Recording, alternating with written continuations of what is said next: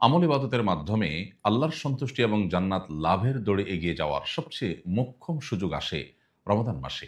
রমাদান মাসকে আমল এবং ইবাদতের ভরা বসন্ত বলা চলে।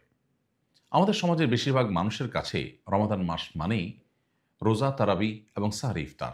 এই চারটি আমলের মধ্যেই রমাদানকে আমরা সচরাচর সীমাবদ্ধ করে থাকি। অথচ কোরআন এবং হাদিসের দিকে তাকালে আমরা দেখতে পাই প্রিয় নবী সাল্লাল্লাহু আলাইহি ওয়াসাল্লাম বরকতময় এই মাস জুড়ে রকমারি আমলের পসরা সাজাতেন। নবী করিম সাল্লাল্লাহু আলাইহি সাল্লাম যে সমস্ত আমলগুলো রমাদানে করতে নির্দেশ করেছেন, তিনি নিজে করতেন। আমরা সে সমস্ত আমলগুলোকে ছোট্ট একটি পুস্তিকায় আপনাদের সামনে উপস্থাপন করার চেষ্টা করেছি। আর এজন্য এবারের রমাদান উপলক্ষে আপনাদের জন্য আমাদের নিবেদন হলো মাহে রমজানের ২৭ আমল।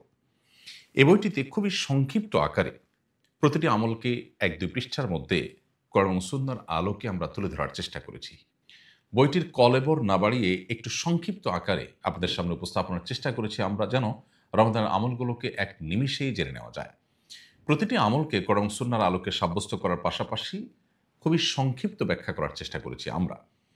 রমজান উপলক্ষে বাসাবাড়িতে, মসজিদ, মাদ্রাসায় কিংবা কর্মস্থলে নিজ নিজ পরিবেশে আমরা একেক দিন একেকটি আমলকে যদি তালিম করি, নিজেদের মধ্যে পাঠ পর্যালোচনা করি, তাহলে আমাদের রমাদান অনেক বেশি সার্থক হতে পারে ইনশাআল্লাহ তাআলা।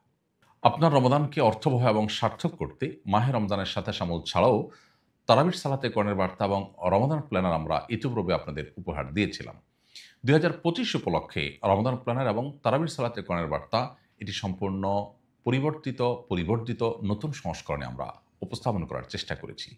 আল্লাহ রাব্বুল আলামিন আমাদের রমাদানকে আমল এবং ইবাদতের মাধ্যমে মাগফিরাত, নাজাত এবং জান্নাত নিজের করে নেওয়ার মাস হিসাবে কবুল এবং মঞ্জুর করুন।